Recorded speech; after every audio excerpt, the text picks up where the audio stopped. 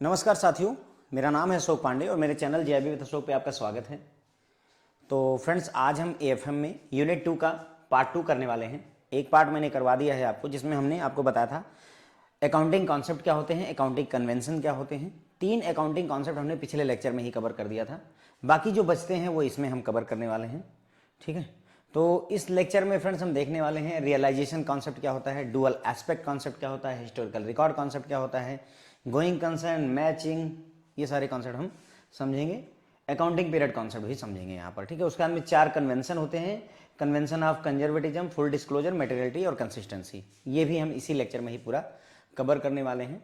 तो आगे बढ़ेंगे, रियलाइजेशन कॉन्सेप्ट को लेंगे। हमने 3 कॉन्सेप्ट आपको बताए थे फ्रेंड, जो है एक बताया था आपको कॉस्ट कॉन्सेप्ट। कॉस्ट कॉन्सेप्ट का मतलब ये बताया था हमने कि जो भी बिजनेस में एंट्री की जाएगी वो कास्ट प्राइस पर की जाएगी, मार्केट प्राइस पर नहीं की जाती है। फिर हमने मनी मेजरमेंट कॉन्सेप्ट आपको बताया था। मनी मेजरमेंट मतलब हर चीज़ को पैसे के रूप में तौलिए। सिंपल सा, कोई भी चीज़ खरीदी है, बेची है, कुछ भी किया है तो उसको मनी में कन्वर्ट करिए और तब अकाउंट में नोट करिए।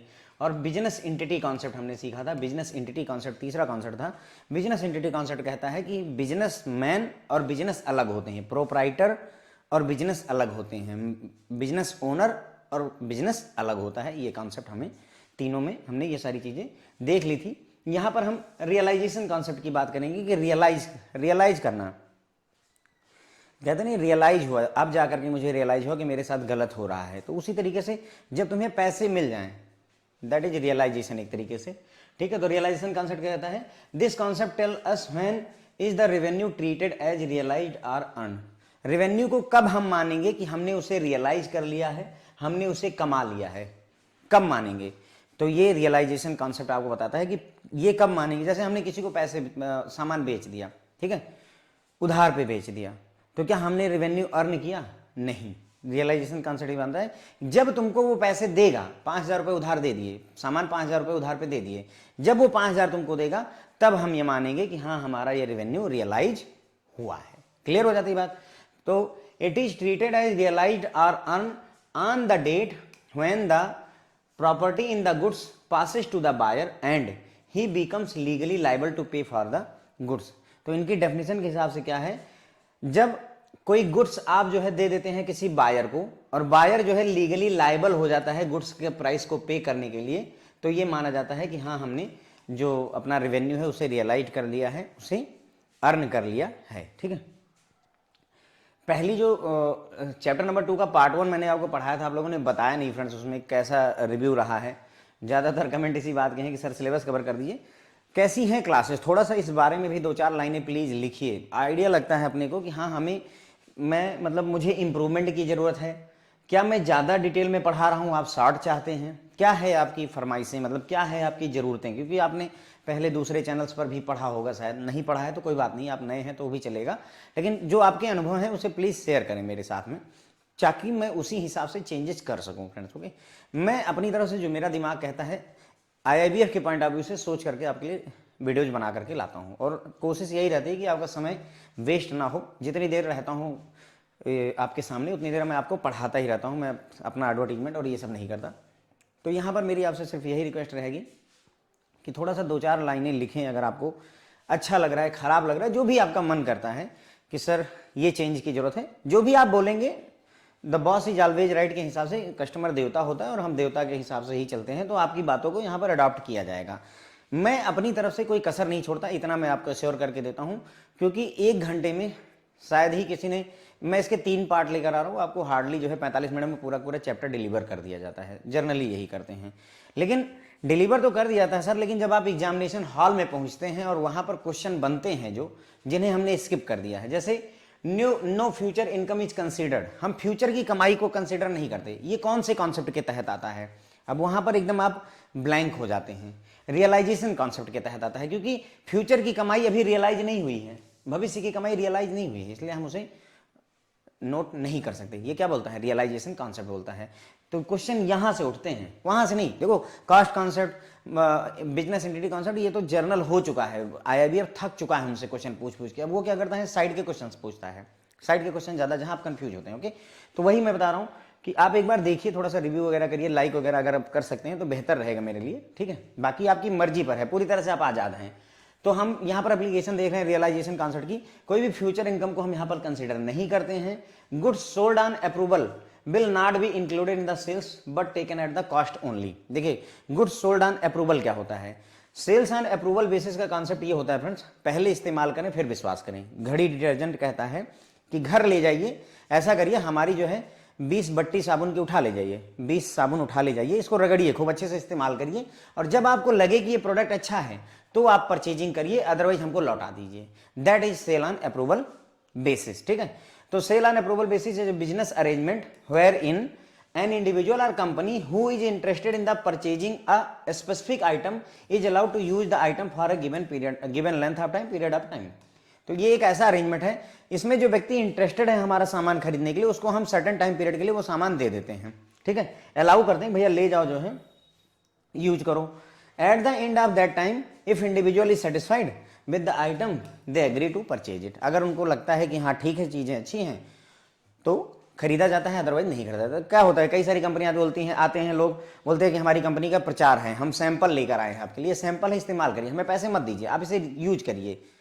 ठीक है, जब आपको लगे कि हाँ ठीक है, प्रोडक्ट अच्छा है, तो आप उसको परचेज करिएगा। कहीं ना कहीं मौके पर हम भी यही कर रहे हैं, मैं भी यही कर रहा हूं। अभी मैं क्या कर रहा हूं, यूट्यूब पर आपको सब कुछ फ्री में पढ़ा रहा हूं।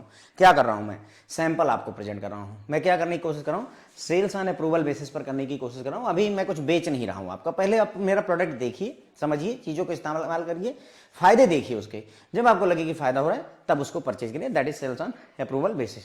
तो जो सेल्स ऑन अप्रूवल बेसिस होती है, अगर गुड्स को आपने अप्रूवल बेसिस पर बेच दिया है तो उसको सेल्स में इंक्लूड ही नहीं करना, वो हमारी बिक्री नहीं है, उसमें सिर्फ जो खर्चा लगा है उसको हम नोट डाउन करते हैं, कास्ट को नोट डाउन करते हैं, सेल्स में नहीं इंक्लूड करते। मतलब अगर मान लो हमारा बनाने में 60 रुपए लगा है और हम बेचते 90 रुपए का है, तो हम सिर्फ 60 रुपए जो है खर्चा, जो एक्सपेंस हुआ है, उसी को नोट करेंगे, सेल्स में नहीं दिखाएंगे कि 90 रुपए हमारा खर्चा हो गया, 90 रुपए की हमारी कमाई हुई है या हमारा इनकम हुई, ये चीज हम नहीं दिखाते हैं। The rules of revenue recognition determine that earning process should be either complete और नियर कंप्लीशन। तो मतलब रेवेन्यू रिकॉग्निशन जो होता है, इसे देखिए, ये ध्यान दीजिएगा थोड़ा सा, यहाँ रियलाइजेशन कॉन्सेप्ट कह रहा है, यहाँ क्या कह रहा है, रेवेन्यू रिकॉग्निशन कॉन्सेप्ट। ध्यान दीजिएगा इस बात को। तो चाहे रियलाइजेशन कॉन्सेप्ट कहे और चाहे रेवेन्यू रिकॉग्निशन कॉन्सेप्ट कहे, दोनों एक ही बात है। ओके, तो revenue recognition concept, realisation concept, दोनों एक ही चीज होती है। रेवेन्यू, अब ये मैं अगर इस बात पे जोर ना दूं तो आप भी हल्के में पढ़ के चले जाओगे, वहां एग्जाम में आपको कंफ्यूज कर देगा कि रेवेन्यू रिकॉग्निशन मेथड या कॉन्सेप्ट क्या बताता है। तो रेवेन्यू रिकॉग्निशन कॉन्सेप्ट ये बताता है कि रेवेन्यू को तभी रिकॉग्नाइज करना है जब वो हमारे पास आ चुका हो, बराबर है। तो ये बोलता है रेवेन्यू रिकॉग्निशन में जो हमारी अर्निंग है, अर्निंग होनी चाहिए, वो या तो कंप्लीट हो या नियर कंप्लीट होनी चाहिए, तभी उसे कमाई अर्निंग माना जाता है। ठीक है, तो ये हो गया फ्रेंड्स हमारा रियलाइजेशन कॉन्सेप्ट। तो रियलाइजेशन कॉन्सेप्ट को हम दूसरे किस नाम से जानते हैं, रेवेन्यू रिकॉग्निशन कॉन्सेप्ट के नाम से जानते हैं। ये कॉन्सेप्ट हमें बताता है कि रेवेन्यू को कब रियलाइज या अर्न ट्रीट किया जाता है, कब हम मानेंगे कि हमने कमाई कर ली। एग्जाम्पल में इन्होंने दिया कि मतलब अगर मान लीजिए कोई सामान आपने बेचा है, गुड्स आपने बेचा, वो बायर के पास चला गया, अब बायर अगर लाइबल टू पे हो गया है, लीगली लाइबल टू पे है, तो इसे हम रेवेन्यू रिकॉग्नाइज मान लेंगे। एप्लीकेशन में अगर देखें आपका रेवेन्यू रिकॉग्निशन या रियलाइजेशन कॉन्सेप्ट का, तो फ्यूचर की इनकम को हम कंसीडर नहीं करेंगे, क्योंकि फ्यूचर की इनकम अभी हमारे पास आई नहीं है, तो हम उसको रिकॉग्नाइज नहीं करेंगे।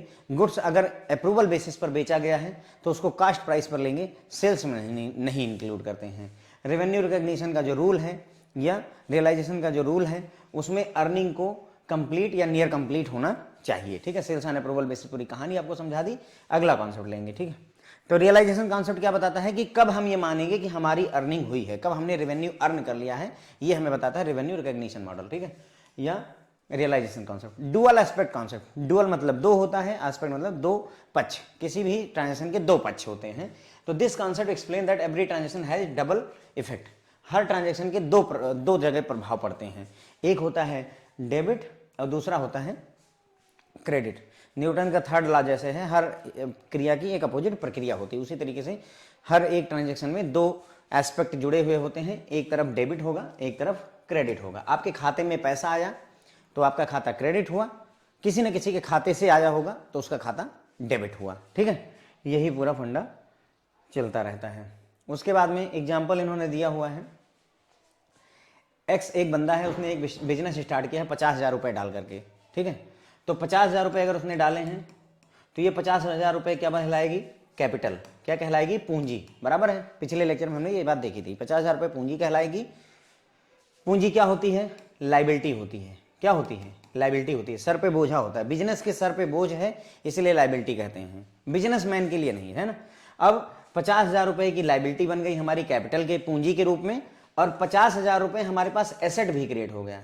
एसेट क्रिएट हुआ किस रूप में? कैश के रूप में, नगद के रूप में मेरे पास 50,000 रुपये आ गए, ये मेरा एसेट हो जाता है। और लाइबिलिटी के रूप में मेरे ऊपर पूंजी के तौर पर, कैपिटल के तौर पर 50,000 रुपये की लाइबिलिटी भी बन जाती है। ये accounting equation asset equal to capital plus liability होता है। ये जब हम चैप्टर नंबर 12 पढ़ेंगे, मैं चैप्टर नंबर 12 आपको पहले ही पढ़ा दूंगा, क्योंकि ये जरूरी है, कहीं ना कहीं ये घूम टहल के यूज हो रहा है, तो हम पहले चैप्टर नंबर 12 पढ़ेंगे, फिर आगे के चैप्टर में बढ़ेंगे। तो ये होता है भैया, देखो asset equal to capital plus liability होता है। ध्यान दीजिएगा, एसेट आपकी जो एसेट होते हैं, आपका कैपिटल यानी पूंजी, और लाइबिलिटी यानी देखो हमने बताया था ना, कैपिटल भी आपकी क्या होती है? पूंजी भी क्या होती है? लाइबिलिटी होती है।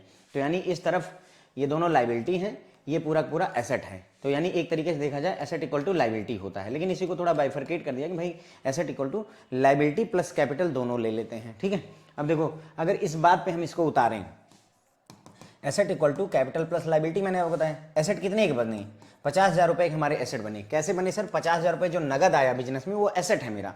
तो 50,000 रुपये एसेट इक्वल टू कैपिटल, कितनी पूंजी आई? 50,000 रुपये की। क्या वही, अब चूंकि है तो लाइबिलिटी, लेकिन कैपिटल के रूप में लिखा तो हमने 50,000 लिख दिया, प्लस कोई लाइबिलिटी अभी और है, और लाइबिलिटी कोई है नहीं। तो देखो 50,000 इक्वल टू 50,000। हमेशा ये नियम याद रखिएगा कि ये जो बैलेंस, ये इक्वेशन है asset equal to capital plus liability, ये इक्वेशन हमेशा बैलेंस रहेगी। ये रूल है बिजनेस का, यानी कि left hand side is always equal to right hand side, ये नियम है। जैसे ऐसे समझो, अगर मैं तुमको 5,000 रुपये खर्चा करने के लिए दूंगा, मान लीजिए मैं आपको 5,000 रुपये खर्चा करने के लिए देता हूं, और कोई पैसा आपके पास नहीं है, तो यही 5,000 ही तो खर्चा करोगे। तो खर्चा करने के बाद मान लो तुमने 4,000 रुपये कहीं खर्चा कर दिया, 1,000 कहीं खर्चा कर दिया, तो जितना मैंने दिया था, कितना दिया था? 5,000, और जितना तुमने खर्चा किया, वो दोनों हमेशा इक्वल होंगे कि नहीं होंगे? यही ये फंडा है कि जितना पैसा होगा, अगर खर्चा करो, अगर तुमने 50,000 पूंजी लगाई है तो 50,000 पूंजी लगा करके ही तो बिजनेस करोगे, कहीं और से लाओगे तो बताओगे। मैंने कहा कि हमने 50,000 लगा करके एक दुकान स्टार्ट की, तो जो भी खर्चा होगा ये 50,000 रुपये ही तो हम जा करके सामान वगैरह खरीदेंगे। अगर मैं बोलता हूँ नहीं मैंने 10,000 और डाला है, तो भाई 10,000 डाले तो 10,000 इसी में तो जुड़ जाएगा, अब 60,000 रुपये तुमने टोटल लगा दिया, बराबर है। तो हमेशा asset equal to capital plus liability के होता है। ये आपका अकाउंटिंग इक्वेशन है, और इसके बारे में हम चैप्टर नंबर 12 में डिस्कस करेंगे, ओके। तो यहाँ पर एक्स ने बिजनेस स्टार्ट किया 50,000 रुपये डाल करके, तो 50,000 रुपये कैश के रूप में उसमें एसेट बन गया।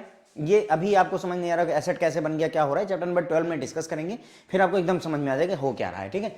उसके बाद में इट इज लाइबल टू पे टू द ओनर 50,000 रुपये, तो ये लाइबिलिटी हो गई एज ए कैपिटल। पूंजी जो है लाइबिलिटी होती है, क्योंकि बिजनेस को उसे पे करना पड़ता है। तो यहाँ 50,000 रुपये यहाँ हो गए एसेट के तौर पर, 50,000 रुपये कैश हो गए, दैट्स इट, ठीक है।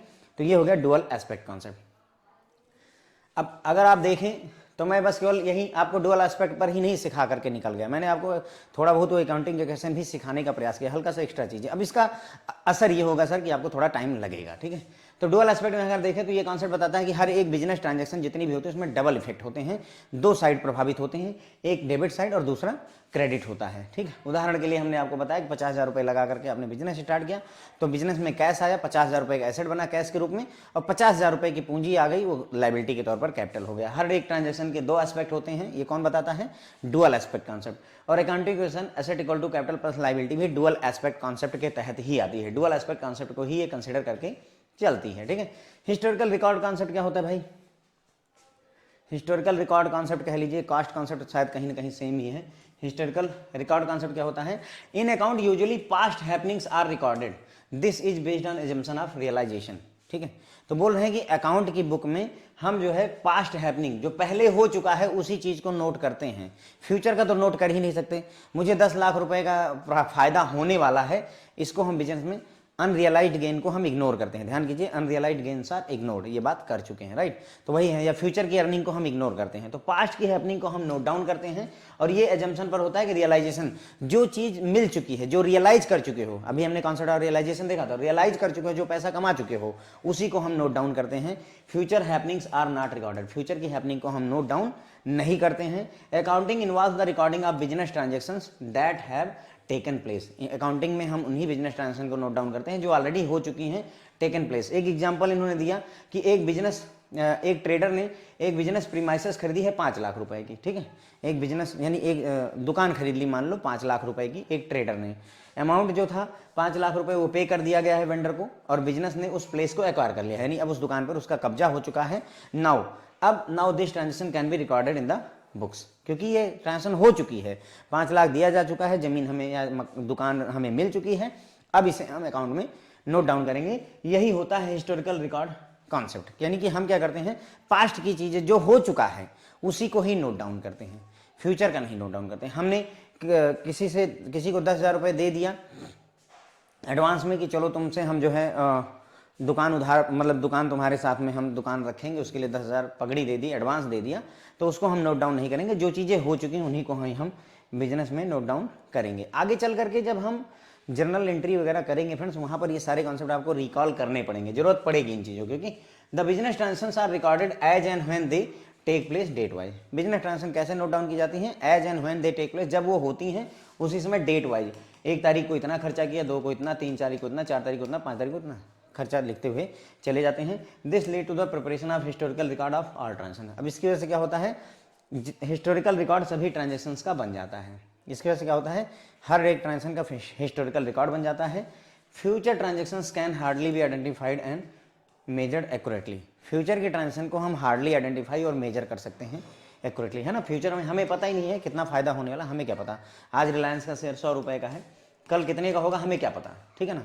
लेकिन अगर हमने 80 रुपए का खरीदा था और आज 100 रुपए का है, तो डेफिनेटली हमने 20 रुपए कमा लिए, ये हमें पता है। तो पास्ट की हैपनिंग को ही हम फ्रेंड्स यहाँ पर नोट डाउन करते हैं हिस्टोरिकल रिकॉर्ड कॉन्सेप्ट के अकॉर्डिंग, ठीक है। तो ये हो गया हमारा हिस्टोरिकल रिकॉर्ड कॉन्सेप्ट। तो ये बताता है कि हम यूजुअली पास्ट की हैपनिंग, जो चीज़ें हो चुकी हैं उनको ही रिकॉर्ड करते हैं। ये एजम्पशन पर आधारित होता है रियलाइजेशन के, जो चीज़ें रियलाइज हो गई, जो कमा चुके हो उसी को ही नोट डाउन करना होता है। फ्यूचर की हैपनिंग को नोट डाउन नहीं किया जाता है। इसमें अकाउंटिंग में जो बिजनेस की ट्रांजेक्शंस हो चुकी हैं, ऑलरेडी टेकन प्लेस हैं, उन्हीं को नोट डाउन किया जाता है। उदाहरण के लिए कोई भी चीज़ ले लीजिए, जैसे इन्होंने बताया कि बिजनेसमैन ने 5 लाख रुपए की एक बिजनेस प्रीमाइसेस दुकान खरीदी हुई है, पैसे वेंडर को दे दिए, अब दुकान उनके कब्जे में आ गई। अब इस ट्रांजेक्शन को हम नोट डाउन कर सकते हैं। बिजनेस ट्रांजेक्शन को हम क्या करते हैं, रिकॉर्ड करते हैं as and when they take place, जैसे जैसे वो घटनाएं होती हैं वैसे वैसे हम नोट डाउन करते हैं, डेट वाइज लिखते हैं। अब अगर डेट वाइज लिखे रहोगे तो हिस्टोरिकल रिकॉर्ड बनता चला जाएगा, इसी से बैलेंस शीट और फाइनल अकाउंट सारी चीज़ें आप कर सकोगे, ठीक है। फ्यूचर ट्रांजेक्शन को हम हार्डली जो है आइडेंटिफाई और मेजर एक्यूरेटली कर सकते हो, तो हम मेजर नहीं कर सकते, आइडेंटिफाई नहीं कर सकते, तो इसलिए फ्यूचर के ट्रांजेक्शन पर हम बात भी नहीं करते हैं, ठीक है। गोइंग कंसर्न कॉन्सेप्ट क्या कहता है, गोइंग कंसर्न कॉन्सेप्ट आपको बताता है कि जो बिजनेस शुरू हुआ है वो सदियों तक चलता रहेगा। गोइंग कंसर्न चलता रहेगा, बंद नहीं होगा। हमने बिजनेस किया है तो ये सोचकर चला है कि अगले ये 200, 400, 1000 वर्षों तक चलता रहेगा। हम कभी ये सोचकर नहीं चलते कि हमारा बिजनेस 4 साल बाद बंद हो जाएगा, कभी कोई ये बिजनेसमैन सोचकर चलता ही नहीं है। That is going concern concept. This concept indicate that the business is going concern. ये कॉन्सेप्ट इंडिकेट करता है कि बिजनेस एक गोइंग कंसर्न होता है, हमेशा चलने वाला होता है। It means business will keep going for next 100 or 200 years or even more. यानी कि हम ये कह सकते हैं कि बिजनेस अगले 100-200 वर्षों या उससे ज्यादा तक चलता रहेगा। इसका दूसरा मतलब ये, this means that the business continues with its activities as usual and the transaction are recorded accordingly. Business continue चलता रहता है और एक्टिविटी एज यूजुअल, जैसा बिजनेस का कॉन्सेप्ट है उसी हिसाब से वो हमेशा चलता रहेगा और ट्रांजेक्शन्स उसी हिसाब से रिकॉर्ड करते चले जाते हैं। हम कभी ये मानकर नहीं चलते कि हमारा बिजनेस 2 साल में बंद हो जाएगा, ये कभी सोचा ही नहीं जाता है, ठीक है। If an expense is incurred and its utility is consumed during the year then it is treated as expense, otherwise it is recorded as assets. अब यहीं पर ही आपके गोइंग कंसर्न कॉन्सेप्ट में ही ये बात बताई गई कि अगर आपने कोई खर्चा किया है, ठीक है, और खर्चे की वजह से जो भी यूटिलिटी मिली उसको आपने उसी साल में कंज्यूम कर लिया, खर्चे की वजह से जो भी यूटिलिटी हुई उसको उसी साल में कंज्यूम कर लिया, तो उसे खर्चा माना जाता है। एक्सपेंस को एक्सपेंस मानेंगे। लेकिन अगर उसी साल में नहीं आपने कंज्यूम कर लिया तो उसे एसेट माना जाता है। मैंने आपको समझाया था, जैसे आपने मोबाइल का रिचार्ज करवाया तो महीने भर में खर्च हो जाएगा, पेट्रोल डलवाया फुर्र हो गया, इंटरनेट का बिल भरा, तो ये सारी चीज़ें क्या हैं, खर्चे हैं। क्यों? क्योंकि हमने आज मोबाइल का रिचार्ज करवाया, महीने भर में खत्म हो गया, तो हमने तुरंत ही कंज्यूम कर लिया, या विद इन अ ईयर हमने ड्यूरिंग अ ईयर कंज्यूम कर लिया, ठीक है। तो ऐसी चीज़ों को खर्चा कहते हैं। क्या बोलते हैं? खर्चा। लेकिन अगर सोचो आपने एसी लगवा लिया, एयर कंडीशन फॉर ऑफिस, तो हमने खर्चा किया कितना, मैंने 45,000 रुपये खर्चा करके, खर्चा अभी भी किया, 2,000 का पेट्रोल डलवाया लेकिन पेट्रोल फुल हो गया, खत्म हो गया, कंज्यूम कर लिया गया, तो ये आपका क्या हो गया, एक्सपेंस में माना जाएगा। क्या माना जाएगा? एक्सपेंस में माना जाएगा। लेकिन अगर मैंने एसी 45,000 रुपए की खरीदी है तो क्या ये अभी एसी लगाऊंगा उड़ जाएगी क्या? नहीं, वो रहेगी, अगले 4-5 वर्षों तक चलेगी, 10 सालों तक चलेगी, जितना चल पाए। तो इसका मतलब ऐसी चीज़ों को हम एसेट मान लेते हैं जो उसी साल में कंज्यूम ना हो, आगे भी फायदा कर सके, आगे भी काम कर सके, उन्हें हम क्या मानते हैं? एसेट मान लेते हैं। क्लियर हो जाती बात? ठीक है, चलिए एप्लीकेशन में देखें, गोइंग कंसर्न कॉन्सेप्ट के एप्लीकेशन में अगर देखें तो फिक्स एसेट को हम किस प्राइस पर लेते हैं? कास्ट और मार्केट प्राइस पर नहीं लेते। फिक्स एसेट को कास्ट प्राइस पर लिया जाता है, मार्केट वैल्यू पर नहीं दिया जाता है। Depreciation is provided based on the total number of year of life of asset, balances of 1 year are carried forward to the next year. Depreciation क्या होता है थोड़ा सा समझ लीजिए। जैसे कोई भी आपने मान लीजिए लैपटॉप ले लिया, हम अपनी जनरल जिंदगी में नहीं यूज करते हैं, लेकिन बैंकिंग में या बिजनेस में ऐसा होता है। मान लो तुमने 60,000 रुपए का लैपटॉप लिया है, तो लैपटॉप कितने साल चलेगा? बहुत ज़्यादा से ज़्यादा 5 साल चलेगा। तो हम ये मान लेते हैं कि अगले 5 वर्षों तक चलेगा। तो क्या करते हैं, 60,000 रुपए को 5 से डिवाइड कर दीजिए, तो 12,000 रुपए आ गए। कितने आ गए? 12,000 रुपए। अब ये क्या बोलते हैं कि ये 60,000 रुपए का लैपटॉप की आज 60,000 रुपए वैल्यू है, 1 साल बाद इसमें 12,000 घटा दीजिए तो कितना बचा? 48,000। अगले साल इसकी 48,000 वैल्यू रहेगी, इसमें फिर 12,000 घटा दीजिए तो ये हो जाएगा आपका 36,000। ऐसे इसकी वैल्यू डेप्रिसिएट हो जाती है, घटती हुई चली जाती है। तो वही बोल रहा है कि depreciation number of year of life के आधार पर एसेट की डेप्रिसिएशन लगाया जाता है। अब अगर हम ये मानकर चलते, सोचिए इसी जगह पर अगर हम मानकर चलते कि हमारा बिजनेस सिर्फ 2 साल चलेगा, तो फिर हम क्या करते, हमारा जो 60,000 का लैपटॉप है उसमें हम 2 से डिवाइड करके ये मान लेते कि 30,000 इस साल खराब हो जाएगा और अगले साल 30,000 रुपए खराब हो जाएगा। राइट, हम यही मान लेते। करना ही पड़ता क्योंकि हमें पूरी वैल्यू कंज्यूम कर लेनी, खत्म कर देनी होगी। लेकिन हम चूंकि गोइंग कंसर्न एंटिटी मानते हैं, इसलिए हम ये नहीं मानकर चलते कि सिर्फ 2 साल में हमारा बिजनेस खत्म हो जाएगा। हमने माना कि लैपटॉप 5 साल में खत्म हो जाएगा। हमारा बिजनेस तो अभी सदियों तक चलेगा, लेकिन लैपटॉप ज्यादा से ज्यादा 5 साल चल सकता है। तो इसलिए हमने, जैसे कार वगैरह हो गई, 15 साल की लाइफ है, सरकार ने डिसाइड कर रखी कि कार वगैरह आपकी 15 साल से ज्यादा नहीं चलती हैं, तो उनकी 15 साल में डिप्रिसिएट हो जाना है। अब सोचो 15 लाख रुपए का अगर खरीदा है तो 15 साल में आपका हर साल 1 लाख रुपए डिप्रिसिएट होता जाएगा। नहीं, आज 15 लाख रुपए वैल्यू है, उसकी कल 14 हो जाएगी, अगले साल 13 लाख हो जाएगी, ऐसे उसकी वैल्यू घटती रहती है। That is depreciation. डेप्रिसिएशन पूरा एक चैप्टर है, मॉड्यूल ए में ही है, हम डिस्कस करेंगे, थोड़ा सा बता दिया आपको।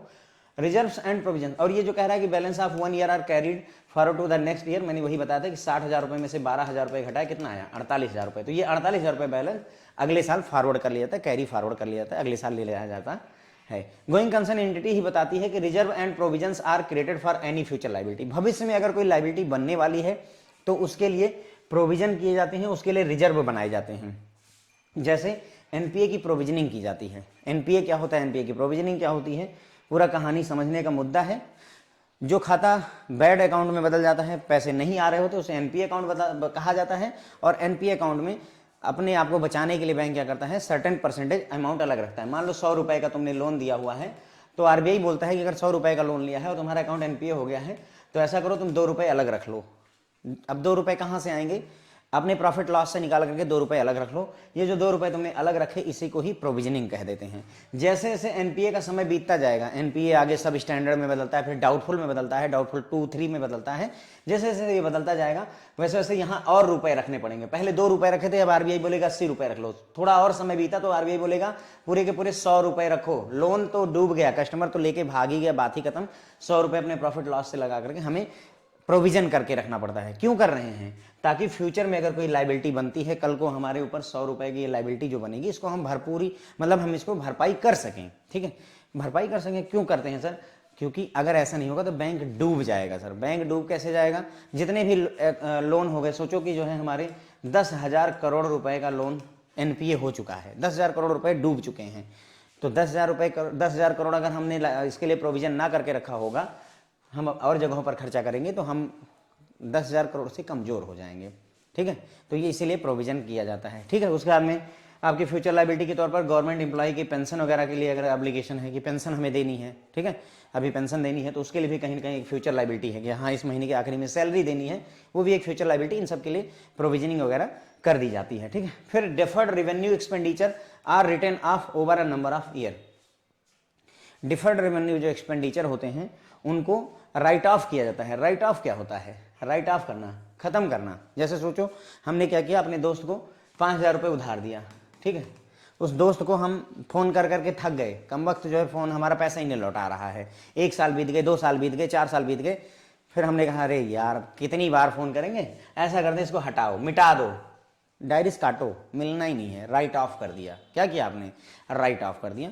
तो दैट इज राइट ऑफ। ठीक है, तो यही बोल रहे हैं कि जो डेफर्ड रेवेन्यू के खर्चे होते हैं, डेफर्ड रेवेन्यू वाले खर्चे होते हैं, उनको राइट ऑफ कर दिया जाता है नंबर ऑफ ईयर में। एक साल में नहीं करते, कई वर्षों में करते हैं। अब पहले ये समझते हैं कि डेफर्ड रेवेन्यू एक्सपेंडिचर होता क्या है, फिर इस बात के मायने ज्यादा बनेंगे। डेफर्ड रेवेन्यू एक्सपेंडिचर होता है, खर्चा है, ये तो क्लियर है। डेफर्ड रेवेन्यू, डेफर मतलब टाल देना, किसी चीज को टाल देना, मतलब अभी नहीं, तुरंत नहीं। डेफर्ड मतलब कहने की जैसे मुझे 100 रुपए मिलने हैं तो अभी ना मिले, डेफर कर दिया मैंने, थोड़े दिन के लिए टाल दिया कि चलो 100 रुपए तुम 1 साल बाद देना, तो वो डेफर होता है। ठीक है, डेफर्ड रेवेन्यू एक्सपेंडिचर खर्चा। Deferred revenue expenditure refer to the money spent during one accounting period. One accounting period मतलब एक फाइनेंशियल ईयर में जो पैसा खर्चा किया गया with the intention of creating revenue in the future accounting period. हमने क्या किया, एक अकाउंटिंग पीरियड में पैसा खर्चा किया इस उद्देश्य से कि हम भविष्य में पैसा कमाएंगे। हमने खर्चा किया है कमाने के लिए, हम रेवेन्यू जनरेट करना चाहते हैं, लेकिन उसके लिए पहले हमने पैसा खर्चा किया है। ठीक है, एग्जाम्पल एडवर्टाइजिंग कैंपेन, इसका बेस्ट एग्जाम्पल है एडवर्टाइजिंग पे। जैसे बड़ी बड़ी कंपनियां जो होती हैं, फिजिक्स वाला हो गया, अनअकैडमी हो गए, ये लोग लगभग साल के 50, 60, 100 करोड़ रुपए तक खर्चा करते हैं। 100 करोड़ रुपए ये एडवर्टीजमेंट पर खर्चा करते हैं। आप सोचिए 100 करोड़ रुपए इन्होंने एडवर्टीजमेंट पे खर्चा किया, तो क्या ये 100 करोड़ रुपए का जो प्रचार करते हैं उसका कमाई तुरंत ही ले लेंगे, इसी साल ले लेंगे? नहीं, ये जो 100 करोड़ रुपए खर्चा किएंगे, इससे ये उम्मीद की जाती है कि हमारा जो कमाई होगी वो अगले कम से कम 4-5 वर्षों तक होगी, अगले 4-5 वर्षों तक होगी। तो ऐसे में हम क्या करेंगे, ये पूरा का पूरा 100 करोड़ का खर्चा इसी अकाउंटिंग ईयर में नहीं दिखाते, बल्कि हम क्या करेंगे 20-20 करोड़ रुपए अगले 5 वर्षों तक दिखा देते हैं, अगले 5 वर्षों तक दिखा देते हैं। ठीक है, तो हमने क्या किया, हमारा जो डिफर्ड रेवेन्यू एक्सपेंडिचर था उसको क्या किया, राइट ऑफ किया, लेकिन कई वर्षों में, उसी साल नहीं कर दिया।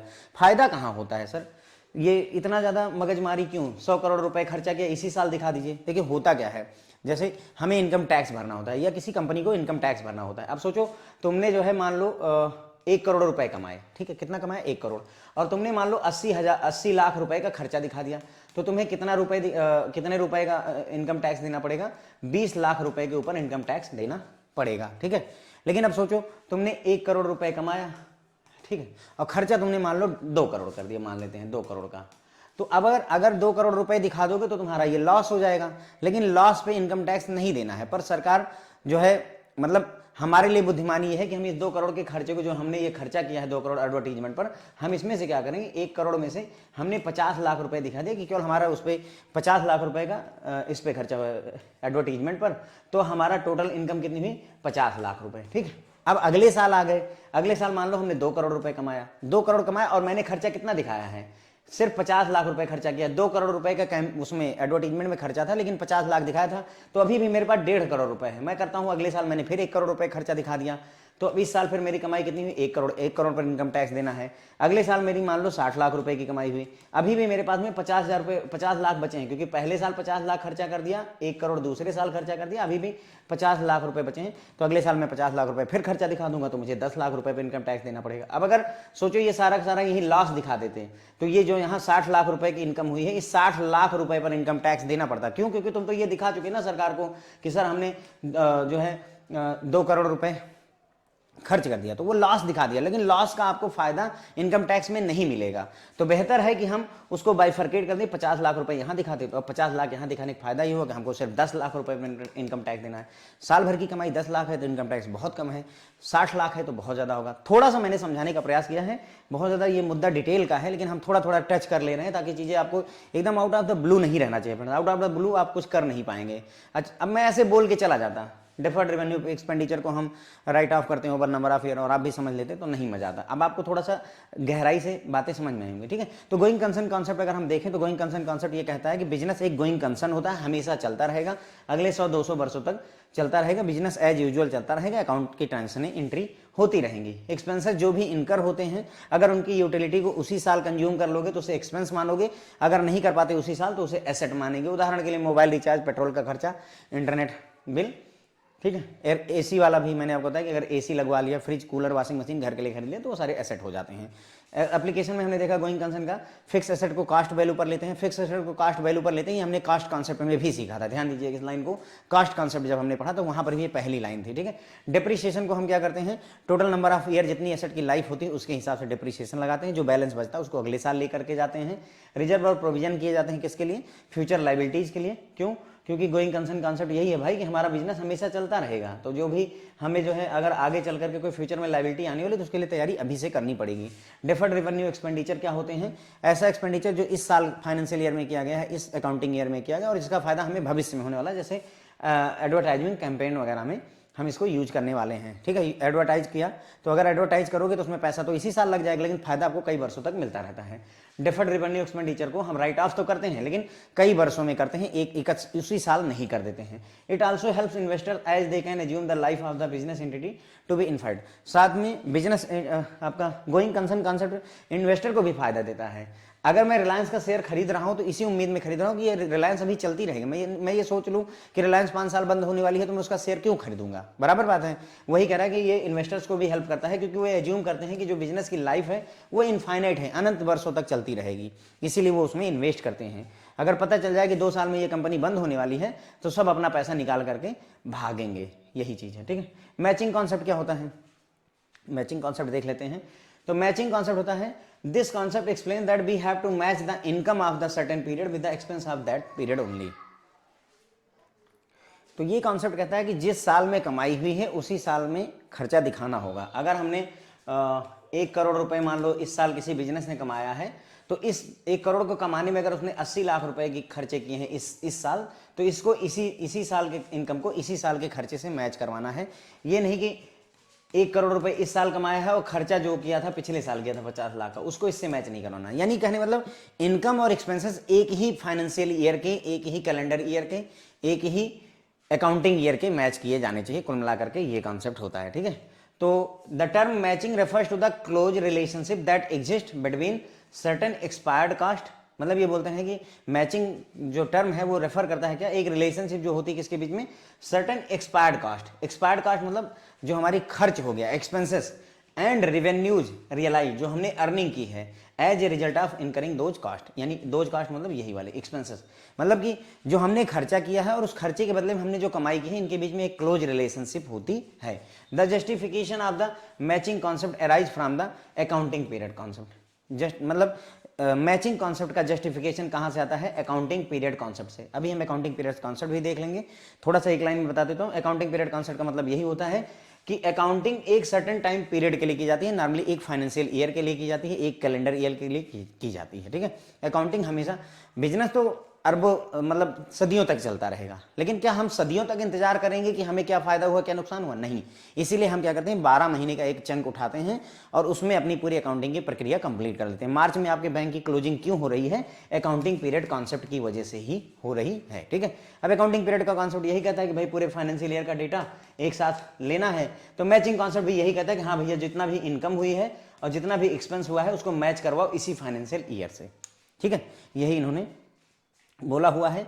All the adjustment regarding prepaid expenses. Prepaid expenses क्या होते हैं, जो पहले से ही पे करके खर्चा, ऐसा खर्चा जो पहले पे कर दिया गया। कौन सा, मोबाइल का रिचार्ज आप करवा लेते हैं, पहले रिचार्ज प्रीपेड रिचार्ज करवाया तब बात करनी शुरू की, आपका प्रीपेड एक्सपेंसेस हो गया। किसी को सैलरी एडवांस दे दी, किसी को रेंट एडवांस में दे दिया, तो वो क्या है, प्रीपेड एक्सपेंसेस हो गए। एंड आउटस्टैंडिंग एक्सपेंसेस, ऐसा खर्चा जो अभी बचा हुआ है, अभी खर्चा हम नहीं कर पाए हैं, मतलब बचा हुआ है, सैलरी देनी है, रेंट देना है, are made in the final account. तो बोल रहे हैं जितने भी एडजस्टमेंट किए जाते हैं फ्रेंड्स वो कहां पर किए जाएंगे, फाइनल अकाउंट में किए जाते हैं। चाहे प्रीपेड एक्सपेंसेस हो चाहे आउटस्टैंडिंग एक्सपेंसेस हो, इनके रिगार्डिंग जो भी एडजस्टमेंट करने हैं वो फाइनल अकाउंट में, बैलेंस शीट में, प्रॉफिट लॉस वगैरह में किए जाते हैं। Deferred revenue expenditure concept arise due to matching concept. Deferred revenue concept expenditure का कॉन्सेप्ट मैंने आपको बताया था ना, एडवर्टीजमेंट वाला जो आपको बताया कि फिजिक्स वाला वगैरह 100 करोड़ रुपए खर्चा करते हैं।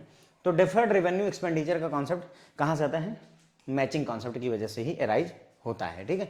तो ये हो गया मैचिंग कॉन्सेप्ट। हमने बताया कि हमें जो इनकम है और जो एक्सपेंस है उसको एक ही टाइम पीरियड में मैच करवाना होता है। We have to match the income of certain period with the expense of that period.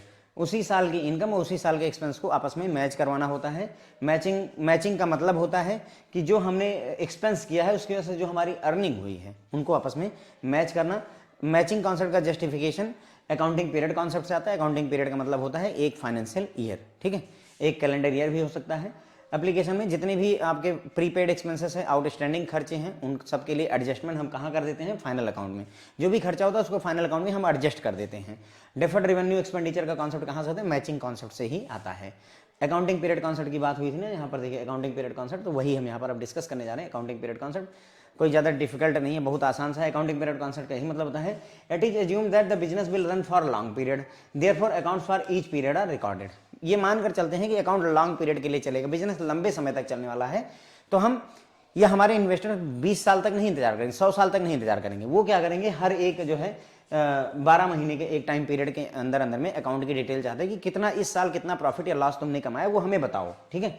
तो वही ईच पीरियड वाली जो बात है वही अकाउंटिंग पीरियड कॉन्सेप्ट आता है। These periods in actual practice very, actual practice में ये जो टाइम पीरियड है ईच पीरियड के लिए जो हमारा अकाउंटिंग की जाती है वो टाइम पीरियड वेरी करता रहता है। दो a year is a most common interval, ज़्यादातर में एक साल को यूज किया जाता है। ये ऐसा क्यों है, क्योंकि बिजनेस में ऐसी प्रैक्टिस चली आ रही है, ऐसा ट्रेडिशन है, ऐसी परंपरा है, ऐसी गवर्नमेंट की ज़रूरतें होती हैं। इसीलिए जो अकाउंटिंग ईयर मतलब आपका अकाउंटिंग पीरियड होता है वो जनरली एक साल का होता है। कितना होता है, एक साल का होता है। क्यों होता है, क्योंकि ऐसी प्रैक्टिस है, ऐसा चलन है, ऐसा ट्रेडिशन चला आ रहा है, ऐसी गवर्नमेंट की या तो भाई गवर्नमेंट की ज़रूरतें हैं। Some firms adopt the calendar year, कुछ फर्म मानती हैं कैलेंडर ईयर को। कैलेंडर ईयर 1 जनवरी से लेकर के 31 दिसंबर तक आता है। कुछ अदर फर्म है जो फाइनेंशियल ईयर को मानकर चलती हैं, 1 अप्रैल से 31 मार्च को लेकर के चलती हैं, क्योंकि फाइनेंशियल ईयर गवर्नमेंट ने डिसाइड किया हुआ है कि हाँ फाइनेंशियल ईयर 1 अप्रैल से 31 मार्च का होगा। कुछ फर्म ज़्यादातर यही करती हैं, फ्रेंड्स, ज़्यादातर यही करती हैं, पर कैलेंडर ईयर भी पॉसिबल है। However more and more firms are changing to the natural business year. एक नया कॉन्सेप्ट आया हुआ है, कैलेंडर ईयर 1 जनवरी से 31 दिसंबर तक, फाइनेंशियल ईयर 1 अप्रैल से 31 मार्च तक। लेकिन एक नया फंडा है, नया कॉन्सेप्ट है natural business year. Natural business year क्या होता है, नेचुरल बिजनेस ईयर होता है the end of which is marked by the relatively lower और lowest volume of business activity in the 12 month period. ये भी नेचुरल बिजनेस ईयर 12 महीनों का ही होता है, लेकिन इसमें आखिरी महीना वो महीना होगा जिसमें सबसे कम जो है सेल हो, सबसे कम कमाई हो, उसे हम मानते हैं। अब ये कैसे डिसाइड होगा, जैसे मान लेते हैं होटल क्या नाम है, कहाँ पे, कोई ऐसी टूरिस्ट डेस्टिनेशन मान लीजिए जहाँ पर हम मान लेते हैं कि राजस्थान, फॉर एग्जांपल राजस्थान में जो टूरिस्ट डिपार्टमेंट है। अब राजस्थान में क्या है, आप गर्मियों में नहीं जाएंगे। क्यों नहीं जाएंगे, क्योंकि भाई वहाँ टेम्परेचर 45-50 के अराउंड में चला जाता है, तो गर्मियों में अपना पसीना कोई बहाने नहीं जाता है। तो ऐसे में जो राजस्थान के होटल हैं उनके लिए सबसे कम सेल कब होगी, सबसे कम सेल कब होगी, जब जून का महीना रहे, एकदम तपती है ना, गर्मी का मौसम आया, उसी समय का सबसे कम सेल होगी। तो वो क्या करेंगे, फाइनेंशियल ईयर उनके लिए नेचुरल ईयर क्या होगा, नेचुरल ईयर वो मानेंगे, लेकिन उसमें आखिरी महीना कौन सा ले लेंगे, जून का। जून का ही क्यों ले रहे हैं, क्योंकि सबसे कम उनके होटल की बुकिंग जून के महीने में होगी, ठीक है, लोवेस्ट। ये बोल रहे हैं कि देखिए लोअर और लोवेस्ट, ऐसा जरूरी नहीं कि हो सकता है कि मई में सबसे कम हो जाए, वो अपने हिसाब से कंफर्ट जोन के हिसाब से मई भी डिसाइड करते थे, जून भी डिसाइड करते थे। क्यों हुआ, क्योंकि उनको पता है कि मई और जून के महीने में भैया कोई आने वाला नहीं है राजस्थान में, घूमने के पर्पज से नहीं आएगा, तो हमारे होटल नहीं उठेंगे। तो अगर ऐसा जो है ईयर कोई किसी ने ऐसा नेचुरल बिजनेस ईयर कोई चुनता है, तो उसका पूरा कॉन्सेप्ट मैंने आपको बताया। पूछा जा सकता है कि नेचुरल बिजनेस ईयर किसे कहते हैं, तो नेचुरल बिजनेस ईयर ठीक वैसे ही होता है जैसे ये होते हैं, 12 महीनों का होता है, लेकिन इसमें आखिरी जो महीना होता है वो सबसे कम सेल वाला महीना होता है। बस इतना सा कॉन्सेप्ट है।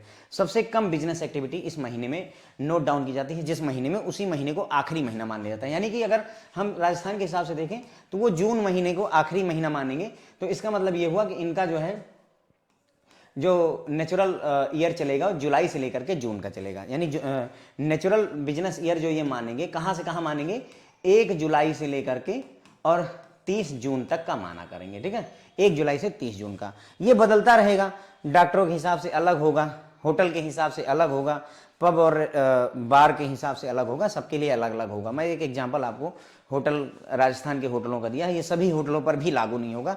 शिमला वगैरह में इसी समय जो है गर्दी रहेगी, क्योंकि वहाँ ठंडा रहेगा मौसम, ठीक है।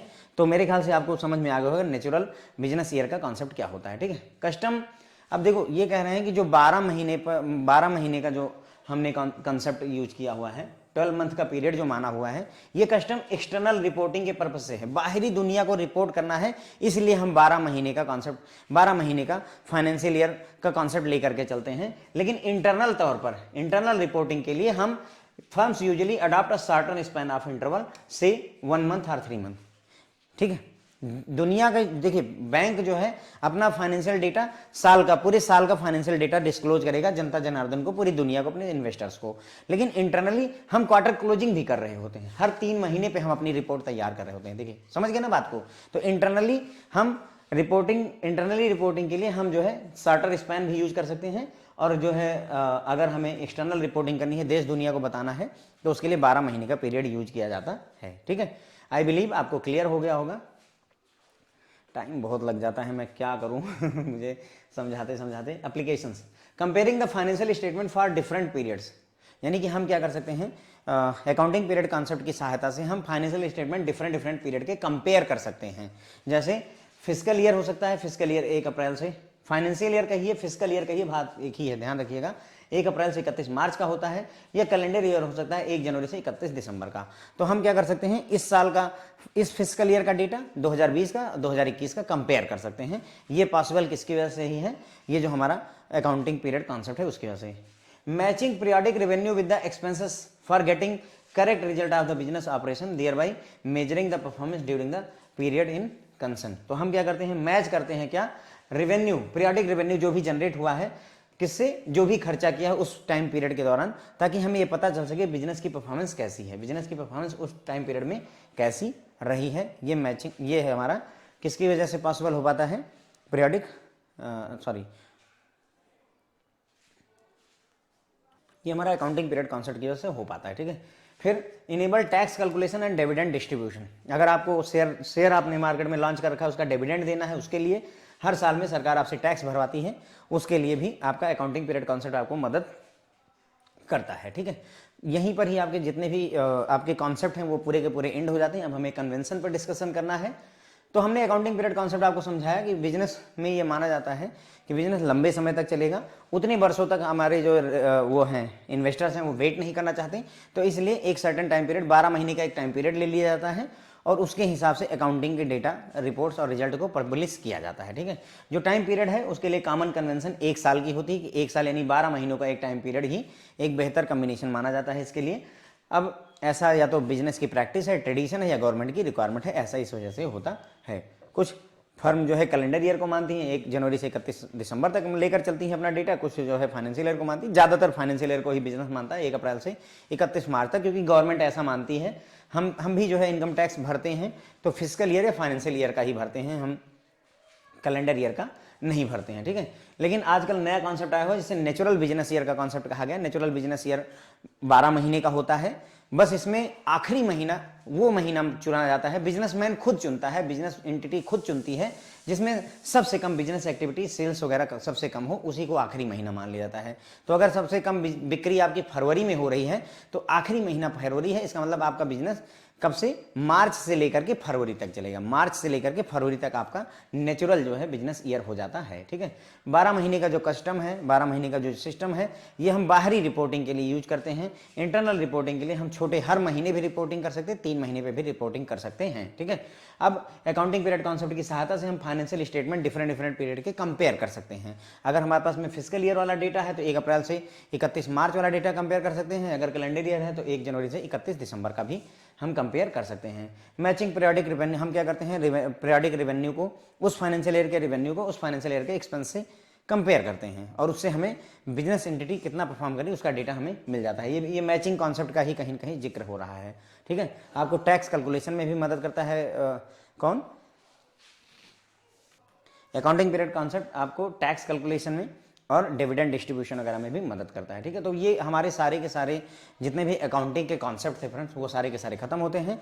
अब हम बात करेंगे मेन कन्वेंशंस ऑफ अकाउंटिंग की। कन्वेंशंस मैंने आपको बताया था, जहां पर साइंस फेल हो जाए, ये वो आर्ट है एक तरीके से, ये कला है। जब कुछ ना समझ में आए तो ये समझ में आता है। मेन कन्वेंशन, कन्वेंशन मतलब ऐसा मान लिया गया, जैसे मैंने आपको बताया था कि पिताजी को पिताजी क्यों कहते हैं, क्योंकि ऐसा मान लिया गया है, दैट्स वाई। तो मेन कन्वेंशन ऑफ अकाउंटिंग में अगर हम देखें, convention of full disclosure. Convention of full disclosure मतलब सारी बातें बतानी है आपको, फुल डिस्क्लोज करना है, कुछ छिपा के नहीं रख सकते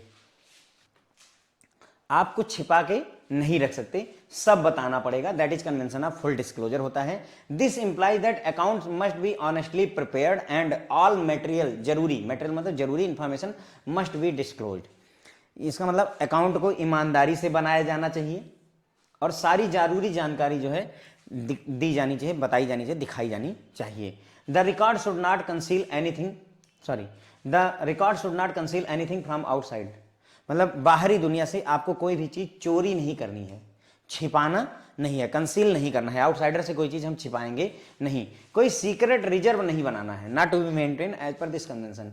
फुल डिस्क्लोजर का कॉन्सेप्ट बताता है कि कोई सीक्रेट जो है रिजर्व नहीं बना लेना है।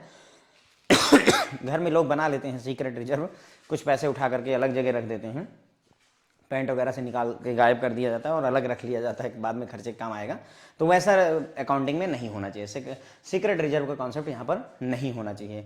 The practice of appending notes relating to the various facts are item that do not find place in accounting statement is in the pursuance of convention of full disclosure of the material fact. ठीक है, ये बोल रहे हैं कि क्या होता है जब हम बैंक की बैलेंस शीट या किसी भी फर्म की बैलेंस शीट वगैरह फ्रेंड्स बनाते हैं, अकाउंट स्टेटमेंट तैयार करते हैं, प्रॉफिट लॉस स्टेटमेंट तैयार करते हैं, तो कुछ ऐसी चीजें हैं जिनको हम उसमें जगह नहीं दे पाते।